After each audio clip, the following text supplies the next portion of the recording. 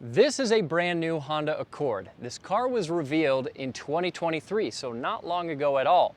But there's a problem because Toyota just came out with a brand new Camry, and that is this car's main competitor, which means we need to revisit the Accord now that we've had a chance to see and drive the new Toyota Camry. And let's start off with one of the best things about this Accord.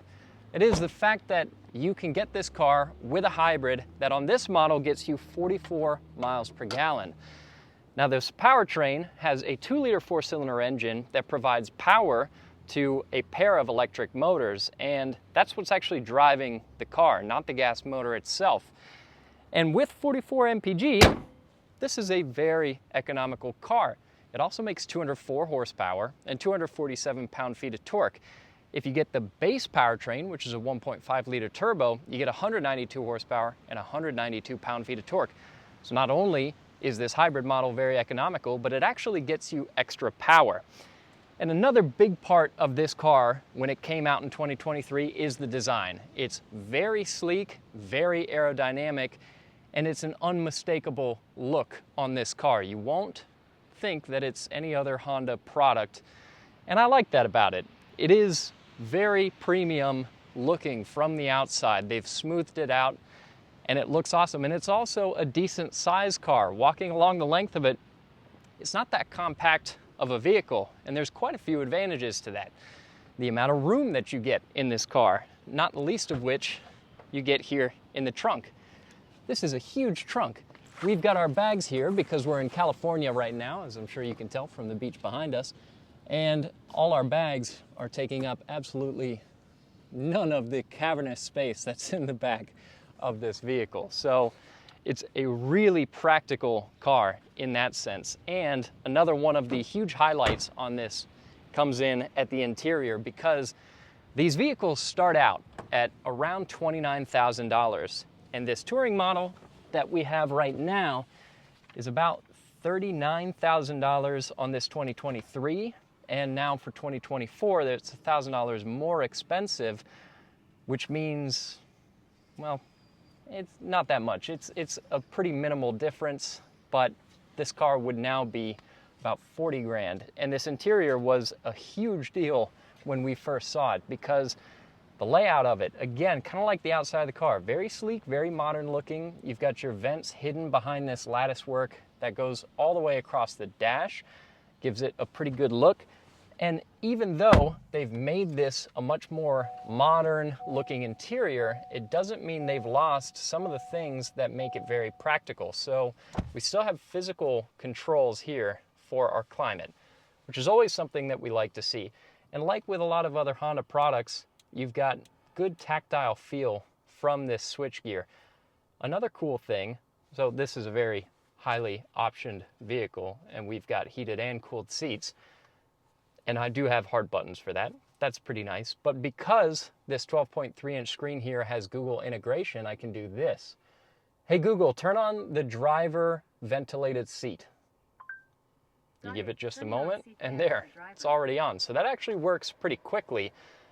But there's one thing that we have noticed. Sometimes these systems can be a little hit or miss. So if I say, hey Google, navigate me to the nearest In-N-Out. Something went wrong.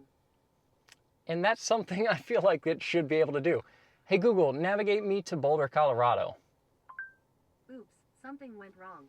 So I'm not sure exactly what's going on there. I feel like it should be able to get those commands down perfectly. Or even if I say, hey Google, set my air conditioning to 72 degrees.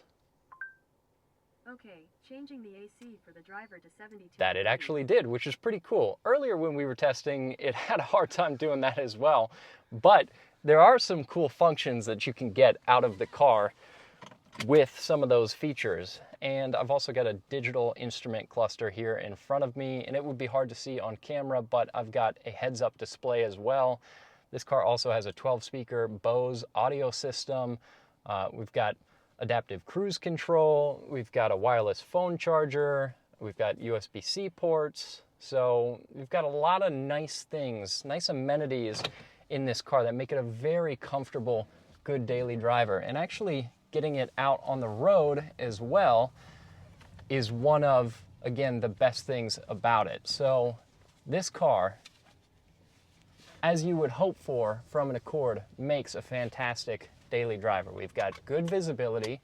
This car is very smooth and very quiet. The ride is great. Some of these roads that we're driving over here in Southern California are a little rough, but this car does a good job of smoothing everything out. So it makes a very peaceful, nice experience. And again, in a daily driver, like what you would want out of an Accord, that's exactly what you would hope for. But again, we have to kind of get back to what we were talking about as this video started, and that is how this stacks up against the Camry.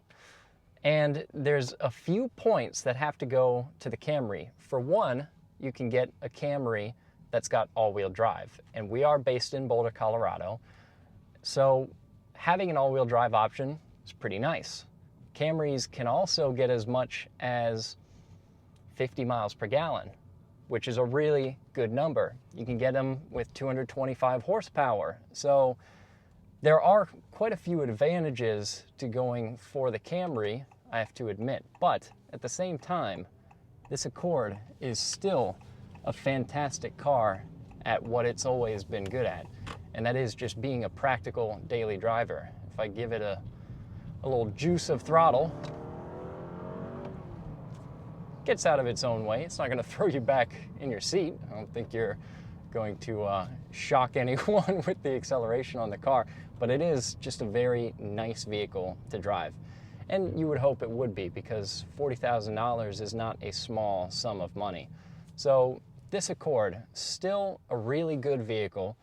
How it stacks up against the Camry, you know, it would be nice to put them both side by side, exact models next to each other, and get to see them size-wise, get to compare the technology one against the other when they're actually directly right next to each other, so we can do an even better comparison. But it's going to depend on what your priorities are. And again, this Accord is still a very good car. So let me know in the comments below what you think.